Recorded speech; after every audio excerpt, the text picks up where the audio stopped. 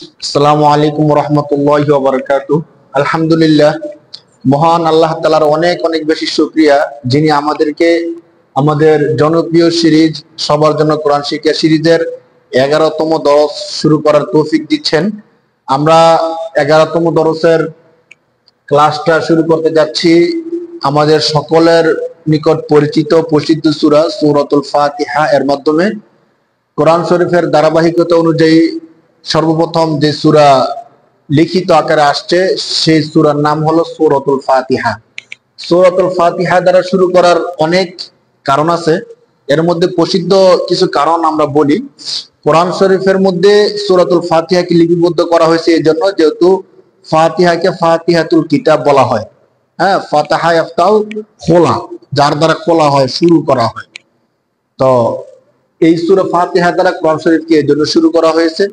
আরেকটা হলো নাজিলের দিক থেকে সর্বপ্রথম এবং পূর্ণাঙ্গ সূরার নাম হলো সূরাতুল ফাতিহা। যদিও আমরা জানি যে সর্বপ্রথম যে আয়াতগুলো নাজিল হয় রাসূল সাল্লাল্লাহু আলাইহি সাল্লামের উপর হেরা গুহার মধ্যে, সেই আয়াতগুলো হলো ইকরা বিসমি রাব্বিকাল্লাযী খলাক। বাকি শুধু 5টা আয়াত নাজিল হয়েছিল, পুরো সূরা নাজিল হয় নাই। কিন্তু সূরা ফাতিহা পূর্ণাঙ্গ সূরা নাজিল হয়েছে একসাথে। এর আগে কোন সূরা পূর্ণাঙ্গ রূপে একসাথে নাজিল হয় নাই। তো এই দৃষ্টিকোণ থেকেও সূরা ফাতিহা সবার আগে অগ্রবর্তী হয়। আর সূরা ফাতিহার ইতিহাস, ঐতিহ্য, ফজিলত এ সম্পর্কে আমাদের অনেকেরই অনেক কিছু জানা আছে আলহামদুলিল্লাহ। এ সম্পর্কে আমরা বেশি বিস্তারিত বলতে যাব না, তবে এতটুকু বলি যে আল্লামা ইবনে কাসির রাহমাতুল্লাহি আলাইহি যে বিষয়টা বলছেন, এর আগের ক্লাসে সূরাতুল ইখলাস এর ক্লাসে আমরা বলছিলাম যে সূরাতুল ইখলাসের মধ্যে আল্লাহ তাআলা তাওহীদের বিষয়টাকে উল্লেখ করছেন। এর জন্য সূরা ইখলাস হলো কোরআন শরীফের 1/3। আর আল্লামা ইবনে কাসির রাহমাতুল্লাহি আলাইহি বলেন সূরা ফাতিহার মধ্যে আল্লাহ তাআলা তাওহীদ, রিসালাত, আখিরাত এই 3টা বিষয়ের উল্লেখ করছেন। সুবহানাল্লাহ। এই 3টা বিষয়ের উল্লেখ করার কারণে শুধু সূরাতুল ফাতিহা এটা পূর্ণ কোরআনের সমপর্যায়ে রাখে। পূর্ণ কোরআনের মধ্যে যা কিছু আলোচনা করা হয়েছে তার সারমর্ম হলো সূরাতুল ফাতিহা। সুবহানাল্লাহ। এই জন্য আমাদের কেউ যদি সত্যিকার অর্থে জেনে বুঝে গুরুত্ব সহকারে সূরাতুল ফাতিহা পড়তে পারে, আশা করি পুরো কোরআনের একটা সারমর্ম তার সামনে চলে আসবে ইনশাআল্লাহ। তো সূরাতুল ফাতিহার মধ্যে আল্লাহ তাআলা গুরুত্বপূর্ণ সবকিছুকে উল্লেখ করছেন। তাফসীর বিদ্বান সূরা ফাতিহার অনেক নাম উল্লেখ করছেন, কেউ 20টা নাম উল্লেখ করছেন, কেউ 40টা নাম উল্লেখ করছেন। বাকি প্রসিদ্ধ কয়েকটা নামের মধ্যে সূরাতুল ফাতিহা এর প্রসিদ্ধ কয়েকটা নামের মধ্যে একটা নাম হলো উম্মুল কিতাব, কিতাবের মূল। কিতাবের মূল কেন? ওই যে বলছিলাম যে পূর্ণ কোরআনের মধ্যে আল্লাহ তাআলা তাওহীদ, রিসালাত, আখিরাত উল্লেখ করছেন, আর শুধু সূরা ফাতিহার মধ্যেও তাওহীদ, রিসালাত, আখিরাতের আলোচনা করছেন, উম্মুল কিতাব। পাশাপাশি আরেকটা প্রসিদ্ধ নাম হলো সূরাতুশ শিফা, আরোগ্য দানকারী সূরা। আমরা জানি যে যে কোনো সমস্যায় যদি কেউ পড়ে তাহলে এই সূরা যদি তেলাওয়াত করে সমস্যায় পড়ে, আল্লাহ তাআলা তার সমস্যাকে সমাধান করে দেন। বুখারী শরীফের এক হাদিসের মধ্যে আসছে, আবু সাঈদ খুদরী রাদিয়াল্লাহু তাআলা আনহু বলেন যে আমরা আমাদের সেনাবাহিনী নিয়ে কোনো এক এলাকা দিয়ে ভ্রমণ করতেছিলাম। তো ওই এলাকার লোকেরা আমাদেরকে বলল যে আমাদের যে সর্দার, এই সর্দারকে সাপে দংশন করছে। আপনাদের মধ্যে কেউ কি রাকি আছেন, ঝাড়ফুঁক করতে পারেন, এমন কেউ আছেন? তো আমাদের মধ্যে থেকে একজন সাহাবী সেখানে গেল এবং সূরা ফাতিহা পড়ে তার ওই দংশনের স্থানের মধ্যে ফু দিল, সাথে সাথে সর্দার ভালো হয়ে গেল এবং তাকে অনেকগুলো বকশিশ দিল। তো রাসূল সাল্লাল্লাহু আলাইহি সাল্লামের কাছে এই ঘটনা যখন বর্ণনা করা হলো, রাসূল সাল্লাল্লাহু আলাইহি সাল্লাম বলেন যে হ্যাঁ, সূরা ফাতিহা সূরাতুশ শিফা, আয়াতুশ শিফা, মানুষকে আরোগ্য দান করতে পারে আল্লাহ তাআলার সাহায্যে।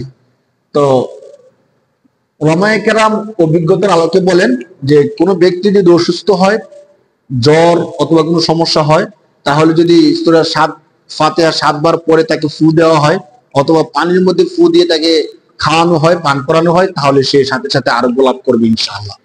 তো যে কোনো সমস্যার মধ্যে আমরা সূরা ফাতিহা পড়তে পারি। সূরা ফাতিহা চিকিৎসার জন্য, শারীরিক মানসিক চিকিৎসার জন্য সবচেয়ে বেস্ট। এবং মুসলিম শরীফের হাদিসের মধ্যে আসছে রাসূল সাল্লাল্লাহু আলাইহি সাল্লাম বলেন যে লা সালাতা ইল্লা বিফাতিহাতিল কিতাব, সূরা ফাতিহা ছাড়া নামাজ পূর্ণাঙ্গ হয় না। যখনই আমরা নামাজ পড়তে যাই তখনই আমাদেরকে শুরুতে সূরাতুল ফাতিহা তেলাওয়াত করতে হয়। বুখারী শরীফের আরেকটা হাদিসের মধ্যে আসছে, আবু সাঈদ মুআল্লা রাদিয়াল্লাহু তাআলা আনহু বলেন যে একবার রাসূল সাল্লাল্লাহু আলাইহি সাল্লাম আমাকে ডাকলেন, কিন্তু আমি রাসূলুল্লাহ সাল্লাল্লাহু আলাইহি সাল্লামের ডাকে সাড়া দিলাম না, কারণ আমি নামাজ পড়তেছিলাম। নামাজ শেষ করে রাসূলকে বললাম যে রাসূল, আপনি আমাকে ডাকছেন, আমি তো আপনার ডাকে সাড়া দিতে পারি নাই, কারণ আমি নামাজে ছিলাম। তখন রাসূল বললেন যে তুমি কি আয়াত জানো না, যে আয়াতের মধ্যে আল্লাহ বলছেন যে যখন তোমাদেরকে আল্লাহ আল্লাহ রাসূল ডাকে তখন তোমরা সাড়া দাও। তখন আল্লাহ রাসূল বললেন, আমি কি তোমাকে এমন একটি জিনিস শিক্ষা দিব না যে জিনিসটি সবচেয়ে শ্রেষ্ঠ, কোরআন শরীফের মধ্যে সবচেয়ে শ্রেষ্ঠ? আমি বললাম, অবশ্যই শিক্ষা দেন। আল্লাহ রাসূল বললেন যে মসজিদ থেকে বের হওয়ার পূর্বে আমি তোমাকে এটি শিক্ষা দেব। আবু সাঈদ মুআল্লা রাদিয়াল্লাহু তাআলা আনহু বলেন, যখন মসজিদ থেকে বের হচ্ছিলাম তখন আমি রাসূল সাল্লাল্লাহু আলাইহি সাল্লামকে বললাম, আল্লাহ রাসূল, আপনি না আমাকে একটি শ্রেষ্ঠ জিনিস শিক্ষা দিবেন? তখন রাসূল সাল্লাল্লাহু আলাইহি সাল্লাম বলেন, হ্যাঁ। তখন আল্লাহ রাসূল সাল্লাল্লাহু আলাইহি সাল্লাম আমাকে সূরাতুল ফাতিহা শিক্ষা দিলেন। তিনি বললেন, এটা হলো সাবিআ মাসানি, যাকে বারবার পাঠ করা হয়, এবং কোরআনুল আযীম, কোরআনের শ্রেষ্ঠ জিনিস। তো এই হাদিসগুলো একত্রিত করলে আমরা বুঝি যে অন্য সব সূরার তুলনায় সূরাতুল ফাতিহা অন্যতম প্রসিদ্ধ শ্রেষ্ঠ একটি সূরা, যে সূরা আমরা নামাজের মধ্যে সবসময় তেলাওয়াত করি। হ্যাঁ, বিভিন্ন সময় তেলাওয়াত করি। সূরা ফাতিহা আমাদের অনেকেরই মুখস্থ আছে, কিন্তু এই সূরা ফাতিহা মধ্যে আল্লাহ তাআলা কি বলছেন, আমাদের কি বুঝাতে চাচ্ছেন, ওই বিষয়টি শুধু আমরা জানি না। অথচ যদি আমরা সূরা ফাতিহা কি আল্লাহ বলতে চাচ্ছেন তা যদি জানতে পারতাম, যতবার সূরা ফাতিহা পড়তাম ততবারই আমাদের হৃদয়ের মধ্যে ওই অনুভূতিটা আসতো। ছোট্ট করে যদি একটু বলি, যেমন সূরা ফাতিহার মধ্যে আমরা বলতেছি যে ইহদিনাস সিরাতাল মুস্তাকিম, হে আল্লাহ আপনি আমাদেরকে সরল সঠিক পথ দেখান। কিন্তু নামাজ শেষ করেই আমরা সুদি কারবারে যুক্ত হয়ে যাই, অশ্লীল কাজের মধ্যে গান শুনতে থাকি, ছবি সিনেমা দেখতে থাকি।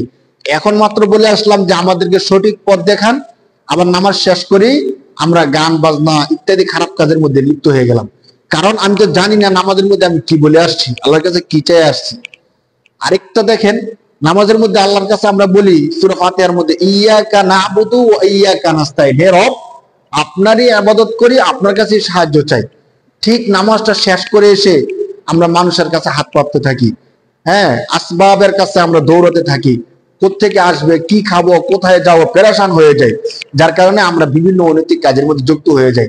যদি আমরা জানতে পারতাম যে মাত্র আমি আবার মহান রবের সামনে দাঁড়ায়া ওয়াদা করে আসছি যে ইয়াকা একমাত্র আপনার কাছে মাত্র ওয়াদা করে আসছি, এখনই আবার ভঙ্গ করছি, কেন আমরা পারি না জানেন?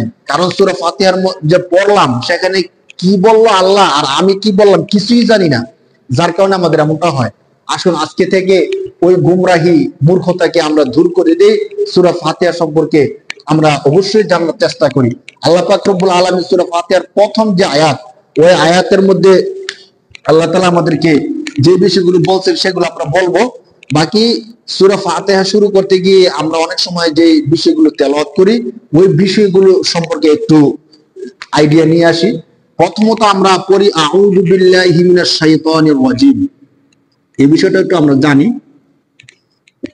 আউযু বিল্লাহি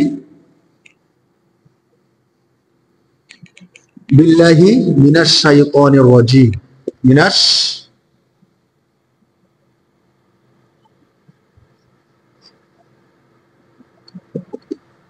শাইতানির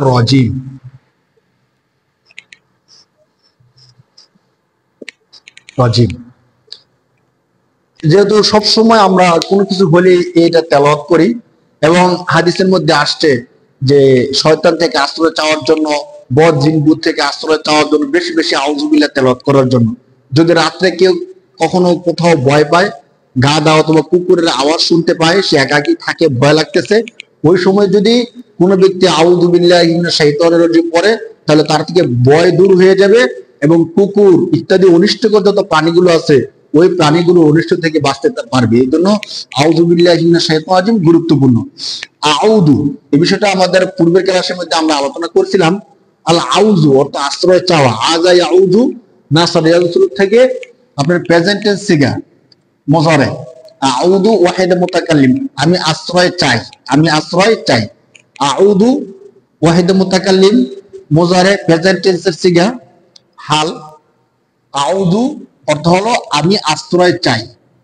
বিল্লাহির মধ্যে যে বাটা হলো হরফুল জর, বা হরফুল জর যুক্ত করার জন্য আসে। তাহলে হরফুল জর কাকে বলে? এমন হরফ যে হরফ শব্দের শুরুতে এসে শব্দের শেষে জের প্রদান করে। বিল্লাহি, এই যে হায়ের নিচে যে জের দিছে, এই জেরটা বায়ের কারণে হয়েছে। তাহলে বিল্লাহি বা হরফুল জর মূলত হলো আল্লাহু। আমি আশ্রয় প্রার্থনা করছি কার কাছে? আল্লাহ, আল্লাহর কাছে। আমি আল্লাহর কাছে আশ্রয় প্রার্থনা করছি, আমি আশ্রয় চাই বিল্লাহি, আল্লাহর কাছে। কিসের থেকে আশ্রয় চাই? মিন অর্থ থেকে। মিন হতে থেকে, দুইটা অর্থ দেয়, মিন ও হরফে জর, বা হরফে জর, মিন হরফে জর। কিসের থেকে আশ্রয় চাই? আশ-শাইতান, শয়তান থেকে। শয়তানটা কেমন শয়তান? আর রজিম, যে নাকি বিতাড়িত। শয়তান ইসিম নাউন, রজিম এটা হলো সিফাত, গুণ বোঝানোর জন্য আসে। শয়তান, ওই শয়তানের গুণটা কেমন? সে বিতাড়িত। যেহেতু শয়তান আল্লাহ তাআলার দরবার থেকে অপরাধ করে বিতাড়িত হয়েছে, এর জন্য রজিম, বিতাড়িত। তাহলে আমি বিতাড়িত শয়তান থেকে আল্লাহর কাছে আশ্রয় চাই। আউযু বিল্লাহি মিনাশ শাইতানির রাজিম। আমরা অনেক বেশি এটা পড়ি, অনেকে ভুল পড়ে, এজন্য আমরা শুরুতে এই বিষয়টা একটু শুদ্ধ করে নেই। আউযু বিল্লাহি মিনাশ শাইতানির রাজিম। আউযু আমি আশ্রয় চাই, ওয়াহিদ মুতাকাল্লিম প্রেজেন্ট টেন্স সিগা। কার কাছে আশ্রয় চাই? বি কাছে, আল্লাহ, আল্লাহর কাছে। কার থেকে আশ্রয় চাই? মিন থেকে, আশ-শাইতান শয়তান, আর রজিম বিতাড়িত। তাহলে একসাথে অর্থ হয় আমি বিতাড়িত শয়তান থেকে আল্লাহর কাছে আশ্রয় চাই। আউযু বিল্লাহি মিনাশ শাইতানির রাজিম। আমি বিতাড়িত শয়তান থেকে মহান আল্লাহ তাআলার কাছে আশ্রয় চাচ্ছি। এখানে নতুন যে শব্দটা সেটা হলো রজিম, অর্থ হলো বিতাড়িত। আউযু, আল আউযু, আযা ইয়াউযু, আল আউযু মাসদার থেকে আশ্রয় চাওয়া। আউযুর পরে যে বিষয়টা আমরা পড়ি সেটা হলো বিসমিল্লাহির রহমানির রহিম।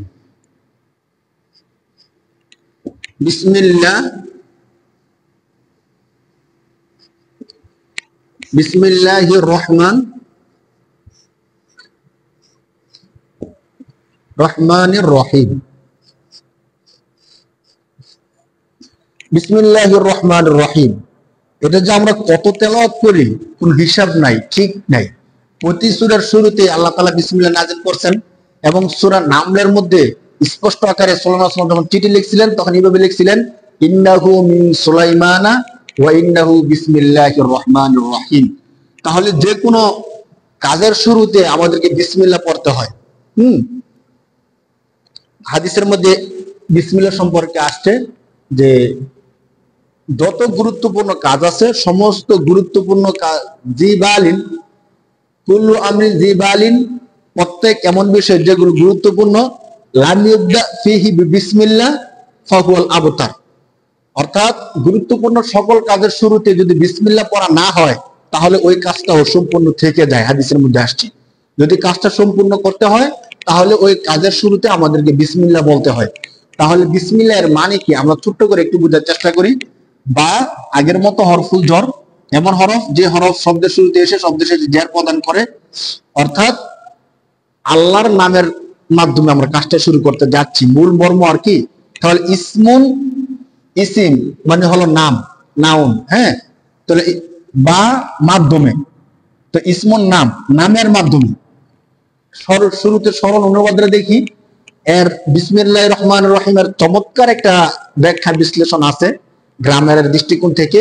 আমরা অন্য কোনো একটা ক্লাসের মধ্যে শুধু বিসমিল্লাহ নিয়ে কথা বলবো ইনশাআল্লাহ। তো আজকে সংক্ষিপ্ত দেখি। বা এর মানে হলো মাধ্যমে, ইসমন মানে নামের, হ্যাঁ। তাহলে নামের মাধ্যমে, কার নামের মাধ্যমে? আল্লাহ, আল্লাহর নামের মাধ্যমে। এখানে শুরুতে একটা ফেল হযফ আছে, মানে আবদাউ, আবদা, আবদাউ ধরেন, আবদাউ তো শুরু করা, আবদাউ আমি শুরু করতেছি, বা মাধ্যমে ইসমুন নামের, তাহলে আমি নামের মাধ্যমে শুরু করতেছি, এটা মাহজুফ মানে লুকায়িত আছে আর কি। কার নামের? আল্লাহর নামের। আমি আল্লাহর নামের মাধ্যমে শুরু করতে যাচ্ছি।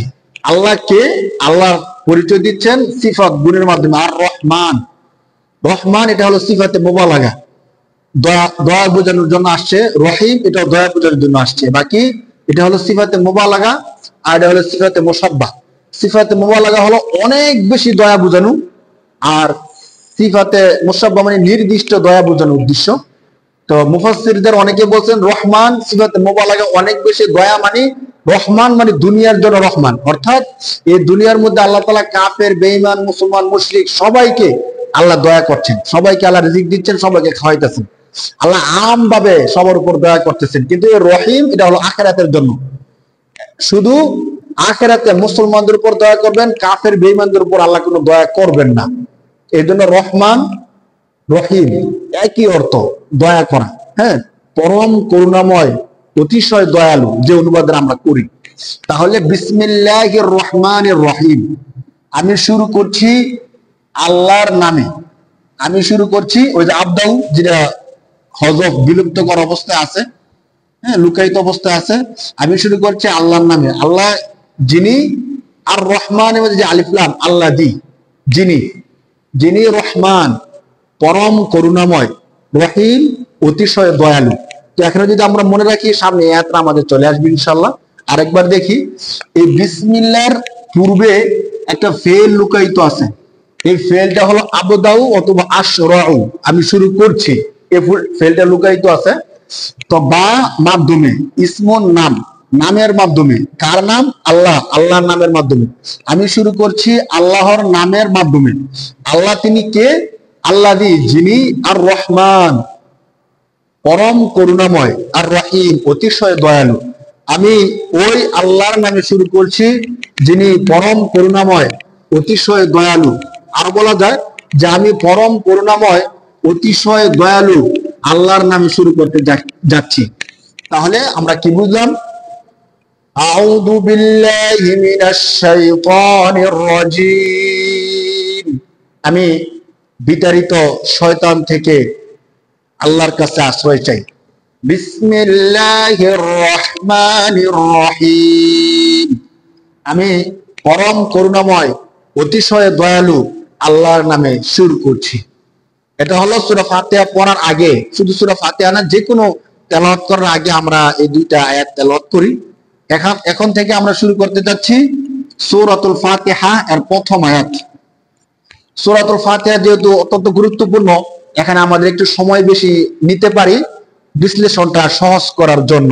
সে পর্যন্ত আপনারা ধৈর্য ধরবেন, কারণ যদি আরবি যে ব্যাকরণের পরিভাষাগুলো, একই পরিভাষা বারবার ব্যবহার হয়েছে, তো আমরা যদি একটা পরিভাষা ভালো করে আয়ত্ত করে নেই, এর পরবর্তীতে যত পরিভাষাগুলো আসবে আমাদের জন্য সহজ হয়ে যাবে। আমরা এখন আছি 11তম ক্লাসে। যদি শুরু থেকে সবগুলো ক্লাস আমরা ধারাবাহিকভাবে করি, তাহলে দেখবেন একই পরিভাষা কতবার আসছে, আর আমরা বারবার বলতেছি, যাতে আমাদের আয়ত্ত হয়ে যায়। তো সূরা ফাতিহা আল্লাহ তাআলা শুরু করতে যাচ্ছেন আলহামদুলিল্লাহি রাব্বিল আলামিন। মুসলিম শরীফের একটা হাদিসের মধ্যে আসছে, আল্লাহ তাআলা বলেন যে কসমতু সলাতা বাইনি ওয়া বাইনা ইবাদি, আমি নামাজকে আমার এবং বান্দার মাঝে আমি ভাগ করে নিছি। কিভাবে? বান্দা যখন কথা বলে আমি তাকে জবাব দেই। বান্দা যখন বলে আলহামদুলিল্লাহি রাব্বিল আলামিন, তখন আমি বলি মাজ্জাদানি আব্দি, বান্দা আমার প্রশংসা করছে। এইভাবে আল্লাহ তাআলা প্রতিটা কথার জবাব দেন। এজন্য সূরা ফাতিহা যখন আমরা তেলাওয়াত করব, তখন আমরা তাড়াহুড়ো করব না কখনোই। আলহামদুলিল্লাহি রাব্বিল আলামিন আর রহমানির রহিম, যেহেতু আমার কথা, প্রতিটা কথার জবাব আল্লাহ দিচ্ছেন, আল্লাহকে তো জবাব দেওয়ার জন্য সুযোগ দিতে হবে। আর আমি যদি বলছি আলহামদুলিল্লাহি রাব্বিল আলামিন রহমানির রহিম, তাহলে তো কেমন হয়ে গেল না? এই হাদিস অনুযায়ী আমার তেলাওয়াত হলো না। আমরা চেষ্টা করব ঠিক রাখার জন্য। এখন আমরা শাব্দিক বিশ্লেষণ দেখি সূরাতুল ফাতিহা। আলহামদু, প্রথম যে আয়াত, প্রথম আয়াত আল্লাহ তাআলা শুরু করতে যাচ্ছেন এই শব্দের মাধ্যমে, আল হামদু। আলহামদুলিল্লাহি, আলহামদুলিল্লাহি রব্বিল রব্বিল আলামিন।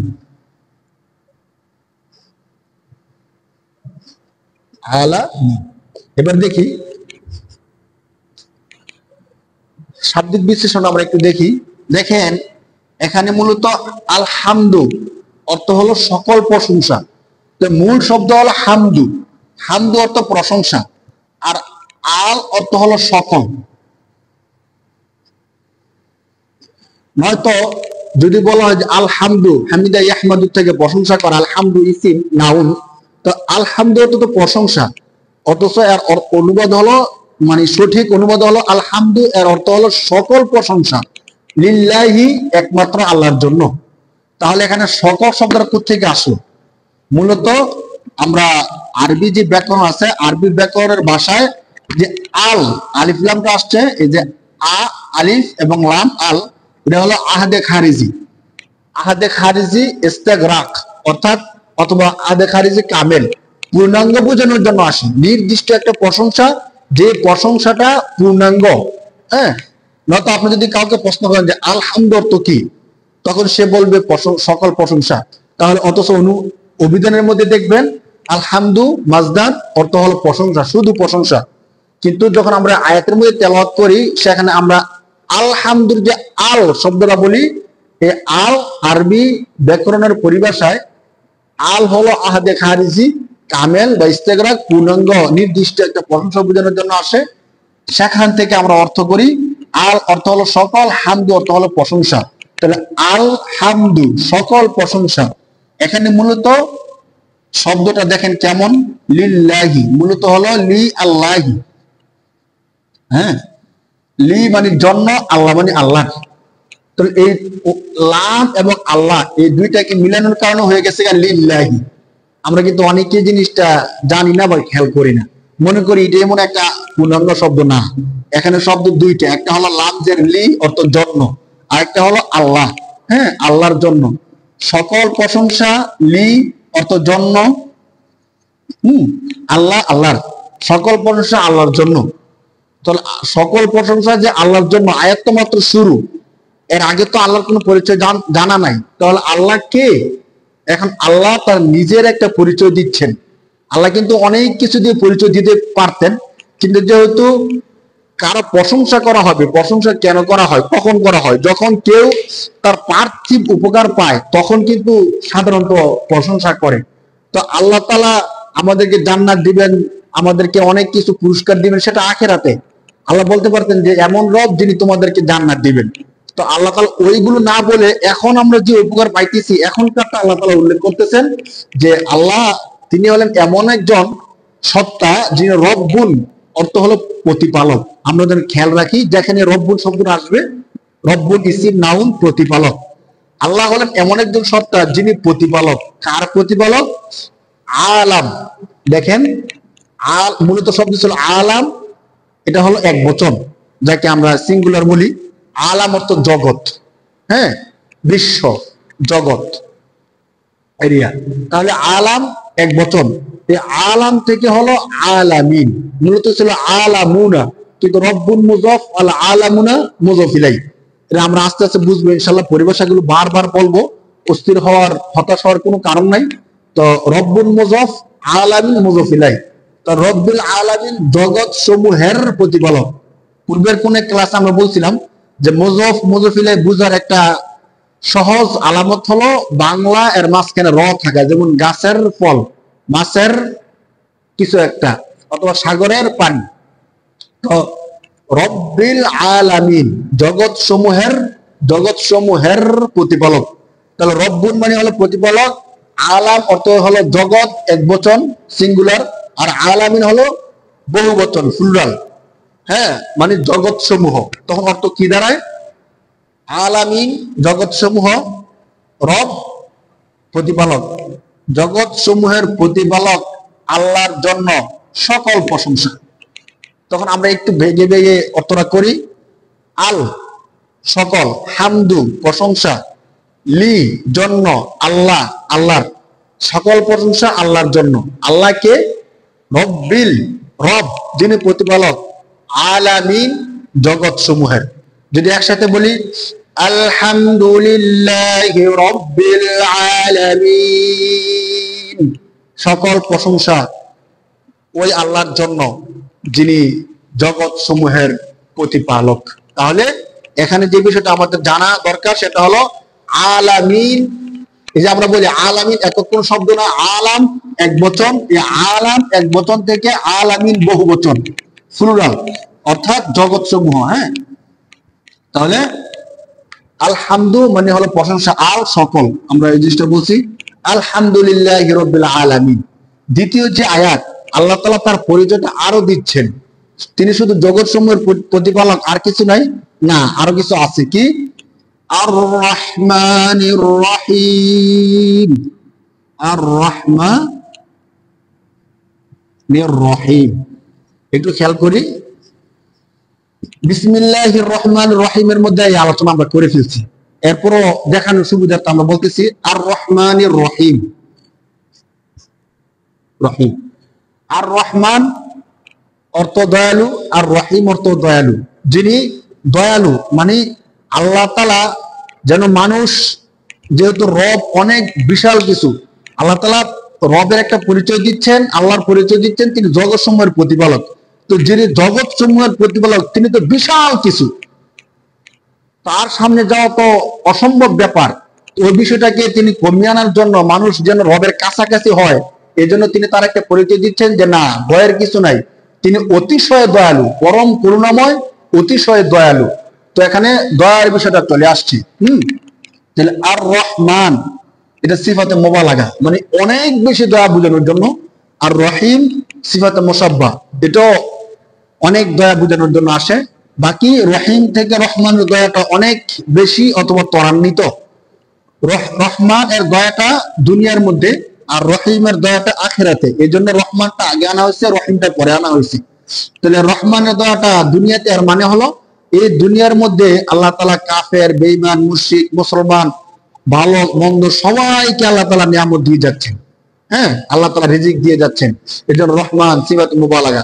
কারণ আল্লাহ বলছেন যে দুনিয়া আমার কাছে কোনো মূল্য নাই, যদি দুনিয়া আমার কাছে কোনো মূল্য থাকতো তাহলে কাফেরকে এক ডুব পানি পান করানোর সুযোগ আমি দিতাম না। না, তো আল্লাহ তাআলা দুনিয়ার মধ্যে সবাইকে রিজিক দিয়ে যাচ্ছেন, এটা হলো রহমানের গুণী। আর রহিম এটা অতিশয় দয়ালু, মানে হলো আখিরাতে আল্লাহ তাআলা শুধুমাত্র যারা আল্লাহর বান্দা, মুমিন, মুসলমান, তাদেরকে আল্লাহ তাআলা দয়া করবেন, চাই সে গুনাহগার হোক অথবা না হোক। তাহলে গুনাহগারের উপর দয়া করার জন্য কিন্তু একটা বড় দয়া দরকার, বাকি কাফের যারা তাদের উপর আখিরাতে আর কোনো দয়া করবেন না। তাহলে আর রহমানির রহিম, যিনি পরম করুণাময়, অতিশয় দয়ালু। তাহলে এখানে দেখেন এই আয়াতের মধ্যে শুধু দয়ার কথা উল্লেখ করা হয়েছে। সাধারণত আমরা যখন আমাদের দয়ার কথা উল্লেখ করি তখন হয় কি, আমাদের মধ্যে একটা উদ্ধত ভাব চলে আসে যে আমার বাবা শুধু ভালো আর ভালো। তখন মনে করি বাবা যেহেতু শুধু ভালোই ভালো, আমি যা ইচ্ছা তা করতে পারি, যত অপরাধ করতে পারি, কোনো সমস্যা নাই, কারণ আমার বাবা তো শুধু ভালো, খারাপ কিছু না, ভয়ঙ্কর না। তাহলে আমি যত অপরাধ করি বাবা আমাকে ছেড়ে দিবেন। অথবা আমার শিক্ষক বা আমার স্যার, তিনি শুধু ভালো, আমি কাজ করলেও আমাকে ভালো বলে, কাজ না করলেও ভালো বলে। অথবা যত অপরাধী করি আমার শিক্ষক আমাকে কিছু বলে না। যখন অনেক বেশি দয়া প্রকাশ করা হয়, তো আল্লাহ তাআলা পরবর্তী আয়াতটাকে এত চমৎকার ভাবে উপস্থাপন করতেছে যে শোনো, যদিও তোমরা আমার দয়ার বিষয়টা শুনছো, আমি সত্যিকার অর্থে আমি দয়ালু, বাকি আমি এমন দয়ালু না যে তুমি যত অপরাধ করবা তোমাকে আমি ছেড়ে দিব। কারণ যদি অপরাধীকে ছেড়ে দেওয়া হয়, একটা কথা আছে না যে জালেমকে সুযোগ করে দেওয়া, জালেমের বিচার না করা, এটাও এক রকমের অন্য রকমের একটা কাজ। কারণ সঠিক বিচার হলো যে জালেম, যে অপরাধী, তার বিচার করা। ধরেন কেউ অপরাধ করলো, আপনি তাকে মাফ করে দিলেন, তাহলে আপনি যে তাকে মাফ করে দিলেন, যার উপর অপরাধটা করলো তার অবস্থাটা কি হবে? যে মজলুম। হ্যাঁ, তাহলে জালেমকে ছেড়ে দেওয়া, অপরাধীকে মাফ করে দেওয়া, এটা যেন মজলুমের সাথে আরেক প্রকারের জুলুম। তো আল্লাহ তাআলা অনেক বেশি দয়ালু তা ঠিক, কিন্তু জালেমকে ছেড়ে দিবেন, অপরাধীকে শাস্তি দিবেন না, এমন না। আল্লাহ তাআলা পরবর্তী আয়াতটাকে চমৎকার ভাবে উপস্থাপন করে এই জিনিসটা বোঝাতে যাচ্ছেন যে শোনো, তোমরা এমন মনে করো না যে আল্লাহ তো শুধুই দয়ালু, অতএব আমরা অপরাধ করলে কোনো সমস্যা নেই। না, তোমরা শোনো, তিনি দয়ালু, সাথে সাথে মালিকি ইয়াউমিদ্দিন। শুধু দয়ালু এই মনে করে যা ইচ্ছা তা করবা, খাওয়া দাওয়া ফুর্তি করে দুনিয়াটা মস্ত বড়, অপরাধ যত অপরাধ করবা বলবে যে অপরাধ করলে কি হবে, আল্লাহ তো মাফি করে দেয়, সমস্যা নেই, মৃত্যুর সময় তওবা করে নিব, এগুলো তো ভাই চলবে না। আল্লাহ তাআলা যেমন রহমানের রহিম, ঠিক আল্লাহ তাআলা মালিকি ইয়াউমিদ্দিন, ইয়াউমিদ্দিন।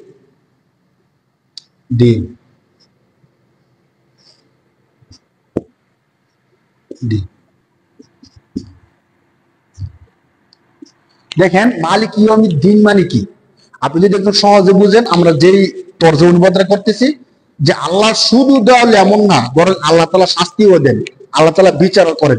যখন এই বিষয়টা এমন থাকবে মানুষের ব্রেনের মধ্যে যে আমার বাবা যেমন দয়ালু, ঠিক আর একটা কথাই বলি না যে আমি যতটা নরম ঠিক ততটা গরম, মানে আমার বাবা ভালো কাজের ক্ষেত্রে যেমন দয়ালু, মায়াবী, হ্যাঁ আমাদেরকে অনেক আদর করেন, ঠিক যখন আমরা অপরাধ করি আমাদেরকে ঠিক ততটা শাস্তি দেন।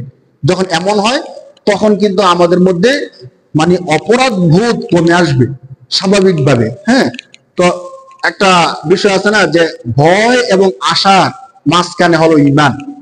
আমাকে কেমন মনে করতে হবে যে আল্লাহ আমাকে এত ভালোবাসেন, আমার সমস্ত গুনাহ ক্ষমা করে দিবেন। আবার এমন মনে করতে হবে যে আমি যে অপরাধগুলো করতেছি আল্লাহ যদি ক্ষমা না করেন তখন উপায়টা কি হবে। ধরেন আমি একটা অপরাধ করলাম, এই অপরাধটা করতে আমার 5 মিনিট সময় লাগছে, কিন্তু আল্লাহ তো ক্ষমা করবেন, বলা আছে যদি আল্লাহ ক্ষমা না করেন, এমন তো কোথাও কোনো সার্টিফিকেট নাই যে 5 মিনিট দিয়ে যে গুনাহটা করছি 500 বছর কানলে গুনাহটা মাফ হবে, এমন তো কোথাও স্পষ্ট বলা নাই। মানে মাফ হবেই হবে এমন কথা নাই, মাফ হবে। বাকি আমি অপরাধ করার পরে আমাকে যে আল্লাহ ক্ষমা করছে আমি তো বুঝতেছি না, মৃত্যু পর্যন্ত কোনো গ্যারান্টি দিয়ে বলতে পারবো না যে আমার গুনাহটা ক্ষমা হয়ে গেছে। তাহলে একটা গুনাহ আমাদের সারা জীবনের কান্না, সারা জীবন কান্নাও ক্ষমা পাবো এই আশা আমাদের নাই। হ্যাঁ, এমন নিশ্চয়তা আমাদের নাই, আশা করতে পারি। তো এই ভয়টা যদি আমাদের থাকে যে না আল্লাহ যেমন দয়ালু তিনি আবার বিচারপতি, হ্যাঁ, তাহলে আমাদের মধ্যে অপরাধ বোধটা কমে আসবে। মালিক, দেখেন মালাকা ইয়ামলিকু, মালিক হওয়া, অধিপতি হওয়া। মালিক মানে অধিপতি, অভিভাবক। ইয়ামুন অর্থ হলো দিন, ইয়ামুন অর্থ কিন্তু দিন। হ্যাঁ, ইয়ামুন ইসিম নাউন। আর দিনের অর্থ কি? দিন কোরআন শরীফে অনেক অর্থে ব্যবহৃত হয়েছে। এর আগে সূরাতুল কাফিরুন এর মধ্যে আমরা বলছিলাম যে লাকুম দীনুকুম ওয়ালিয়া দিন, সেখানে অর্থটা এমন ছিল যে আমার দিন আমার জন্য আর তোমাদের দিন তোমাদের জন্য। আমার দিন আমি পালন করতেছি, তোমাদের দিন তোমরা যা ইচ্ছা তা করতে পারো, পালন করলে করতে পারো। তাহলে সেখানে দিনটা ধর্মের অর্থে আসছে, কিন্তু এখানে যে দিনটা, এই দিনটা কিন্তু ধর্মের অর্থে আসেনি। তাহলে কি অর্থে আসছে? এই দিন হলো মালিক ইয়াউমিদ্দিন, মানে হলো বিচার দিবস। হ্যাঁ, তাহলে দিন বিচারের অর্থে আসছে। ইয়াউমুন মানে দিন, আর এই দিন অর্থ হলো বিচার, তাহলে বিচারের দিন, বিচার দিবস। তাহলে সহজ অনুবাদ হলো মালিক ইয়াউমিদ্দিন মানে তিনি একজন বিচারক, ঠিক আছে, যিনি বিচার করবেন, ন্যায় বিচার করবেন একদিন। তাহলে মালিক অধিপতি, ইয়াউমুদ্দিন বিচার দিবসের। আল্লাহ রহমানুর রহিম পরম করুণাময়, অতিশয় দয়ালু, সাথে সাথে মালিক ইয়াউমিদ্দিন তিনি বিচার দিবসের মালিক। এমন এক দিন যেদিন সবাই তার সামনে দাঁড়াতে হবে। হ্যাঁ, সবাই যখন দাঁড়াবে সবাই স্তব্ধ হয়ে থাকবে, কেউ কথা বলতে পারবে না। ঠিক ওই মুহূর্তে ভয়ঙ্কর ভাবে এক শব্দ আসবে, লিমানিল মুলকুল ইয়াউম, বলো আজকের দিনের রাজত্ব কার? তখন কেউ কোনো জবাব দিবে না, আল্লাহ তখন আবার বলবেন লিল্লাহিল ওয়াহিদিল কাহ্হার, মহারাগে রাগান্বিত প্রতাপশালী আল্লাহ হলেন আজকের দিনের মালিক। সে ভয়ঙ্কর দিন আমাদের সবার সামনে আসবে। ওই দিনটাকে যেন আমরা সবাই ব্রেনের মধ্যে রাখি। আল্লাহ দয়ালু, এর জন্য যত অপরাধ করে যাব এমন যেন না হয়, সাথে সাথে এমন হৃদয়ের মধ্যে আসে যে না আল্লাহ তো মহা ভয়ঙ্কর এক দিনে আমাদের সবাইকে বিচার করবেন। যে দিনের ব্যাপারে আল্লাহ বলছেন ওয়ালিমান খাফা মাকামা রাব্বিহি জান্নাতান, যে আল্লাহর সামনে দাঁড়ানোকে ভয় পাবে, আল্লাহ তাআলা তার জন্য পুরস্কার স্বরূপ 2টা জান্নাত রাখবেন। তো এই কোন দিনটা মানে আল্লাহর সামনে দাঁড়ানোর ভয় রাখবে, আল্লাহর সামনে দাঁড়ানোটা হলো বিচার দিনই। হ্যাঁ, তাহলে আমরা বুঝলাম যে আল্লাহ তাআলা যেমন দয়ালু, সবকিছু ক্ষমা করে দিতে পারেন, ঠিক আল্লাহ তাআলা আবার বিচারকও, আমাদের বিচার শাস্তিও দিতে পারেন। এই জন্য আমরা সমস্ত অপরাধ থেকে যেন আমরা দূরে চলে আসি। মালিক ইয়াউমিদ্দিন। আল্লাহ তাআলা এই পর্যায়ে এসে 4 নম্বর আয়াতের মধ্যে আমাদের বিষয়টা তুলে ধরছেন। আমরা আল্লাহ তাআলার কাছে বলতেছি, কি বলতেছি, মানে আল্লাহ আমাদেরকে শিখাচ্ছেন আমরা যেন এই জিনিসটা বলি, ইয়াকা না'বুদু, যে আল্লাহ আপনি তো জগৎসমূহের প্রতিপালক, আপনি পরম করুণাময়, অতিশয় দয়ালু, আপনি তো বিচার দিবসের মালিক। অতএব ইয়াকা,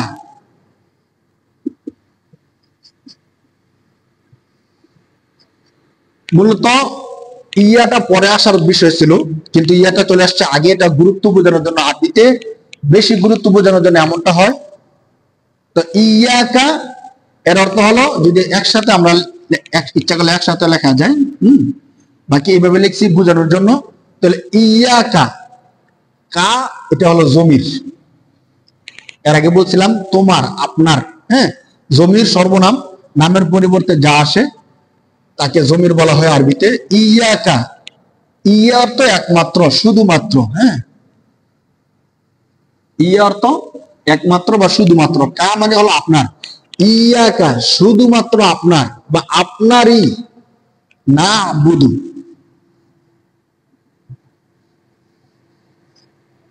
না ইয়াকা না বুধু। আবাদা ইয়াবুদু আল ইবাদাতু থেকে, নাসারা ইয়ানসুরু থেকে। হ্যাঁ, না আবুদু মুজারের সিগা, আমরা ইবাদত করি। আবুদু আমি ইবাদত করি, না আবুদু আমরা ইবাদত করি, জমার সিগা আর কি। তাহলে না আবুদু আমরা ইবাদত করি। ইয়াকা না আবুদু একমাত্র আপনারই ইবাদত করি।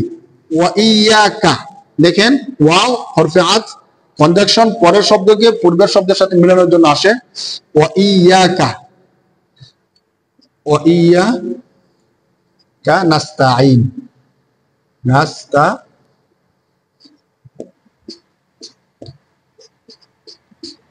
নাস্তাঈন। ওয়াও হরফে আতফ আমরা বলছি, আর ইয়াকার ব্যাখ্যা আমরা আগে করছি। এবং আপনারই, নাস্তাঈন আল ইস্তিআনাতু ইস্তিফআলের থেকে, আল আউনু সাহায্য চাওয়া, সুলাসি মুজাররদের। আর মজিদ ফির মধ্যে যখন ইস্তেফাল, এর একটা খাসিয়াত হলো যখন এমন যুক্ত, ইস্তেফাল মানে কোনো কিছু চাওয়ার জন্য আসে আর কি। তাহলে নাস্তাঈন আল আউনু সাহায্য চাওয়া। ও ইয়াকা এবং আপনারই, নাস্তাঈন সাহায্য চাই। ইয়াকা না'বুদু আপনারই ইবাদত করি, ও ইয়াকা নাস্তাঈন আল্লাহর পরিচয়টা দিয়ে আল্লাহ বলতেছেন তোমরা আমার কাছে এইভাবে বলো। দেখেন নামাজের মধ্যে যখন আমরা এই কথাটা স্বীকৃতি দিই যে আল্লাহ শুধুমাত্র আপনারই ইবাদত করি এবং শুধুমাত্র আপনার কাছে সাহায্য চাই, এই কথা বলে আমরা আবার কিভাবে গণতন্ত্রের যে নেতারা আছে ওই নেতাদের পিছু পিছু আমরা যেতে পারি, নেতারা যা বলে তা শুনি, এবং আল্লাহর আইনের বিপক্ষে গিয়ে যত মানব রচিত আইন আছে ওই আইনগুলোকে কিভাবে আমরা স্বীকৃতি দেই সংসদে বসে, অথবা সেখানে বসে আমরা কিভাবে আল্লাহর আইনের বিরুদ্ধে আইন রচনা করি। তো এমন মুসলমান এমপি, মন্ত্রী, শাসক যারা আছে নামাজ পড়ে, তাদের নামাজটা হয় কি করে? যারা নামাজের মধ্যে দাঁড়িয়ে বলতেছে আপনারা ইবাদত করি, আমরা কারো ইবাদত করি না, আবার ঠিক সংসদে গিয়ে এই আব্রাহাম লিঙ্কনের যে গণতন্ত্র আছে ওই গণতন্ত্র অনুযায়ী মানব রচিত আইন তারা প্রণয়ন করছে আল্লাহর আইনের বিপক্ষে গিয়া, তো তাদের নামাজটা কি হয় ভাই? নামাজটা তো হওয়ার কথা না, যেখানে সরাসরি আল্লাহর বিরোধিতা করা হচ্ছে। তো আল্লাহর বিরোধিতা করে যখন নামাজটা হয় না, তো তারা কেমন শাসক, কেমন মুসলমান, কেমন কি রীতি, কিভাবে কি আসে আমার বুঝে আসে না। বাকি একটু খেয়াল করে আয়াতের দিকে, আল্লাহ এখানে আমাদের থেকে স্বীকৃতি নিয়ে নিচ্ছেন যে হে আল্লাহ আপনারই ইবাদত করে আর কারো না। তো এই কথা বলার পরে কিভাবে আবার আমরা গণতন্ত্র, কুফরিতন্ত্র অথবা তাগুতের পা চাটতে পারি বা তাগুতের কথা শুনতে পারি? পারি না। তো ওয়াইয়াকা নাস্তাইন আপনার কাছে সাহায্য চাই, এই কথা বলার পরে আমরা কিভাবে জাতিসংঘের মতো ইহুদি সংঘের কাছে সাহায্য চাই, তাদের যে বিভিন্ন মানবাধিকার সংস্থা আছে যেগুলো মানুষকে রক্ষা করার জন্য না, মানুষকে ধ্বংস করার জন্য মূলত, সেগুলোর কাছে আমরা সাহায্য চাই। বড় বড় নাস্তিক, মোরতাদ, কাফের, কুফফার, তাদের কাছে, তাদের দিকে আমরা তাকায় থাকি, তারা যেন আমাদেরকে সাহায্য করে। তখন কি আল্লাহ বলেন যে বান্দা নামাজের মধ্যে 4 রাকাত নামাজের মধ্যে 4 বার বলছো যে আমার কাছে সাহায্য চাও, নামাজ শেষ করে তুমি কাফের, কুফফার, তাগুত তাদের কাছে সাহায্য চাইতেছো, বাতিল গণতন্ত্রকামী তাদের কাছে তুমি সাহায্য চাইতেছো, তুমি মনে করতেছো তাদের কাছে তুমি চলতে পারবা না? তো তোমার কথার সাথে কাজের কি মিল রইলো বান্দা? তখন নামাজের অবস্থাটা কি হয়? নাস্তাইন আল আউনু, আমরা সাহায্য চাই, ইয়াকা আপনারই, না আবুদু আমরা ইবাদত করি, ইয়াকা আপনারই। তাহলে ইয়াকা না আবুদু কেবলমাত্র শুধুমাত্র আপনারই ইবাদত করি, ওয়া ইয়াকা নাস্তাইন শুধুমাত্র কেবলমাত্র আপনারই কাছে সাহায্য চাই। ইয়াকা না'বুদু ওয়া ইয়াকা নাস্তাইন, হে আল্লাহ শুধুমাত্র আপনারই ইবাদত করি এবং আপনার কাছেই সাহায্য চাই। যেহেতু আয়াতের ধারাবাহিকতা কত চমৎকার দেখেন, আল্লাহ বলতে চাচ্ছেন যে যেহেতু আপনারই ইবাদত করি, আপনার কাছে সাহায্য চাই, হে রব ইহদিনাস সিরাতাল মুস্তাকিম, অর্থাৎ আপনার কাছে আমরা চাই আপনি আমাদেরকে সরল সঠিক পথ দেখান। ইহদিনা, এখানে শব্দ দুইটা, ইহদি অর্থ হেদায়েত দেন, আর না অর্থ আমাদেরকে, না এটা জমির, আমাদেরকে, হ্যাঁ, ইহদি মানে হেদায়েত দেন, ইহদিনা আমাদেরকে হেদায়েত দেন, ইহদি আমর হাজারের সিগা, আল হিদায়াতু, হ্যাঁ, ইহদি হেদায়েত দেন, ইহদিনা সিরাতাল আমাদেরকে হেদায়েত দেন কিসের প্রতি? সিরাতাল, সিরাত অর্থ হলো রাস্তা, ইসিম নাউন, হ্যাঁ, রোড রাস্তা, সিরাতাল আমাদেরকে রাস্তার হেদায়েত দেন, কোন রাস্তা? সিরাতাল মুস্তাকিম,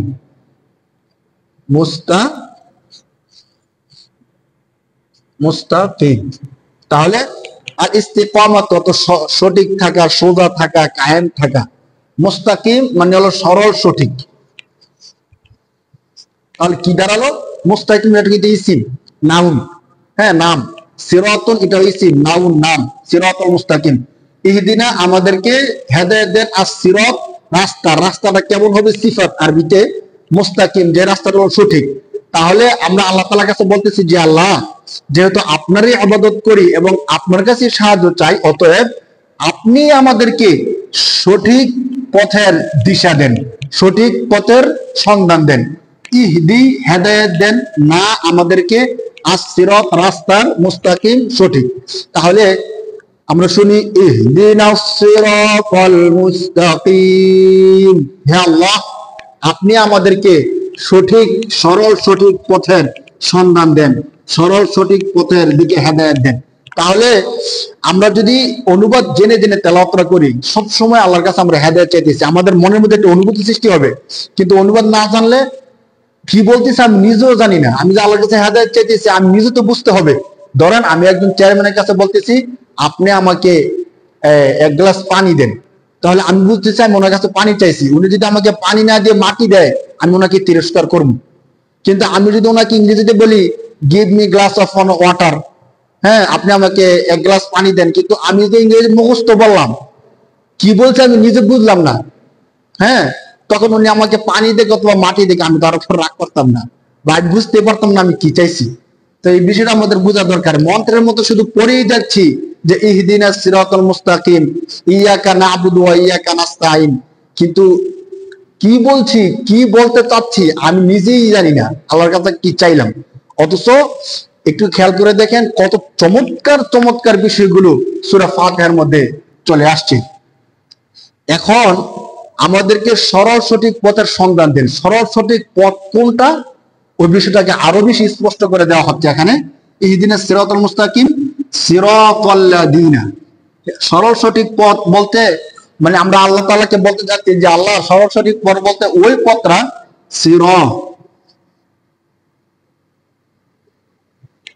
সিরাতাল লাযিনা, সিরাতাল লাযিনা,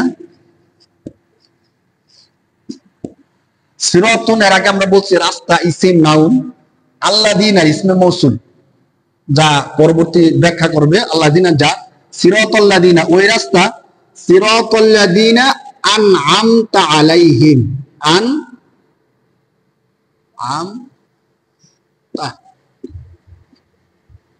আনআমতা আলাইহিম।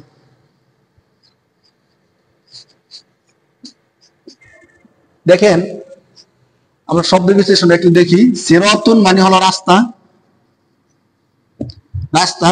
আল্লাযিনা যে রাস্তা, রাস্তা এমন রাস্তা যে রাস্তা আনআমতা, আল ইনআমু ইফালে থেকে, আনআমতা আপনি নিয়ামত দিয়েছেন, যে রাস্তায় আপনি নিয়ামত দিয়েছেন আলাইহিম তাদের উপর। হ্যাঁ, তাদের উপর মানে আপনার নিয়ামত প্রাপ্ত বান্দাদের উপর, অর্থাৎ আপনার নিয়ামত প্রাপ্ত বান্দারা যে রাস্তায় চলছে, যে রাস্তায় চলে তারা নিয়ামত পেয়েছে, ওই রাস্তাটা আমাদেরকে দেন। তাহলে আলা হরফুল জর, আর হুম এটা হলো জমির। নামের পরিবর্তে যা ব্যবহার হয় তাকে সর্বনাম বলা হয়, আরবিতে তাকে জমির বলা হয়। হুম মানে তাদের, আলা মানে উপর। যে রাস্তায় চলার কারণে আপনি তাদের উপর নিয়ামত দিয়েছেন, অথবা আপনার নিয়ামত প্রাপ্ত বান্দাদের রাস্তায় আমাদেরকে চলার তৌফিক দেন, হেদায়েত দেন। সহজ ভাষার কি, সিরাতাল্লাযীনা আনআমতা আলাইহিম, ওই রাস্তা যে রাস্তায় আপনার নিয়ামত প্রাপ্ত বান্দারা চলেছে, অথবা আপনার নিয়ামত প্রাপ্ত বান্দারা যে রাস্তায় চলেছে ওই রাস্তার হেদায়েত আমাদেরকে দেন। আলাইহিম তাদের উপর, আনআমতা আপনি নিয়ামত দিয়েছেন, আল ইনআমু পুরস্কার দেওয়া, নিয়ামত দেওয়া, আনআমতা আপনি নিয়ামত দিয়েছেন, আল্লাযী যে, as-সিরাত রাস্তা। তাহলে এই আয়াতের সরল অনুবাদ দাঁড়ায় সিরাতাল্লাযীনা আনআমতা আলাইহিম, হে আল্লাহ আমাদেরকে তো সরল সঠিক পথের সন্ধান দিবেন। সরল সঠিক পথ বলতে ওই সরল সঠিক পথ, যে সরল সঠিক পথের মধ্যে চলে আপনার নিয়ামত প্রাপ্ত বান্দারা পুরস্কার পাইছে, ওই পথে চলার তৌফিক আমাদেরকে দেন। তবে ওই রাস্তা না যে রাস্তা চলার কারণে অপমানিত হয়েছে, লাঞ্ছিত হয়েছে, এমন রাস্তা আমরা চাই না। স্পষ্ট করা হচ্ছে গয়রিল, গয়রুন অর্থ সারা, ব্যতীত। হ্যাঁ, গয়রিল মাগদুবি, গয়র মানে ব্যতীত, ওই রাস্তা ব্যতীত। প্রথমটা হলো যারা পুরস্কার পেয়েছে তাদের রাস্তায়, যারা শাস্তি পাইছে তাদের রাস্তায় না, এই বিষয়টা বলা হচ্ছে। গয়র মানে ব্যতীত, গয়রিল মাগদুবি, মাগদুবি আলাইহিম, আলাইহিম। মাগদুব গজবপ্রাপ্ত, গদবাই একদিবত রাগান্বিত হওয়া, শাস্তি দেওয়া।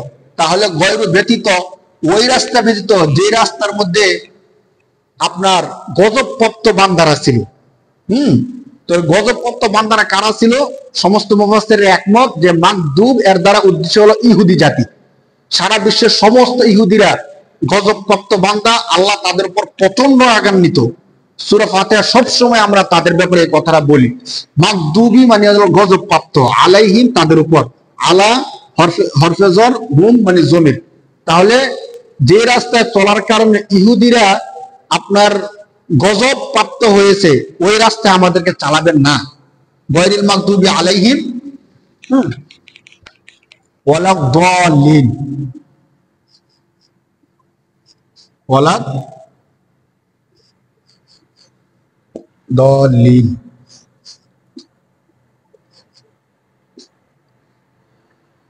যারা যে রাস্তায় চলে ইহুদিরা গজবপ্রাপ্ত হয়েছে, ওই রাস্তা আমাদেরকে চালাবেন না। ওয়ালা দাল্লিন, এবং ভ্রষ্টতার মধ্যে যে রাস্তায় চলে মানুষ ভ্রষ্ট হয়েছে, ওই রাস্তা আমাদেরকে চালাবেন না। তাহলে ভ্রষ্ট হয়েছে কারা? সমস্ত মুফাসসিরের একমত, দাল্লিন দ্বারা উদ্দেশ্য হলো নাসারা, খ্রিস্টানরা। হ্যাঁ, তাহলে সহজ ব্যাখ্যা হয় যে রাস্তায় চলে মানুষ গজবপ্রাপ্ত হয়েছে, যে রাস্তায় চলে মানুষ পথভ্রষ্ট হয়েছে, ওই রাস্তা আমাদেরকে চালাবেন না। আরো সরল অনুবাদ হলো যে হ্যাঁ আল্লাহ আপনার নিয়ামত প্রাপ্ত বান্দাদের পথে আমাদেরকে চালান, ইহুদি এবং খ্রিস্টানদের পথে আমাদেরকে চালাবেন না। যারা যে রাস্তায় চলে মানুষ নিয়ামত পেয়েছে, শহীদ, সলিহিন, সিদ্দিকিন, তাদের রাস্তায় আমাদেরকে রাখেন। বাকি ইহুদি খ্রিস্টান গজবপ্রাপ্ত এবং পথভ্রষ্ট, তাদের রাস্তায় আমাদেরকে রাখবেন না। মাগদুব গজবপ্রাপ্ত, দাল্লিন পথভ্রষ্ট। তাহলে গজবপ্রাপ্ত হলো ইহুদিরা, আর দাল্লিন এর দ্বারা উদ্দেশ্য হলো নাসারা, খ্রিস্টানরা। হ্যাঁ, হে আল্লাহ আপনি আমাদেরকে সৎ বান্দাদের পথে চালান, ইহুদি, নাসারা, খ্রিস্টান তাদের পথে আমাদেরকে চালাবেন না। গয়রিল মাগদুবি আলাইহিম ওয়ালা দাল্লিন। এই সূরা যখন শেষ করা হয় তখন সাধারণত আমিন বলা হয়, কিন্তু আমিনের ক্ষেত্রে আমাদের একটা ভুল ধারণা হলো এই সূরার সাথে আমিন একটা আয়াত আমরা মনে করি, সত্যিকার এমন না। আমিনের আলাদা একটা শব্দ।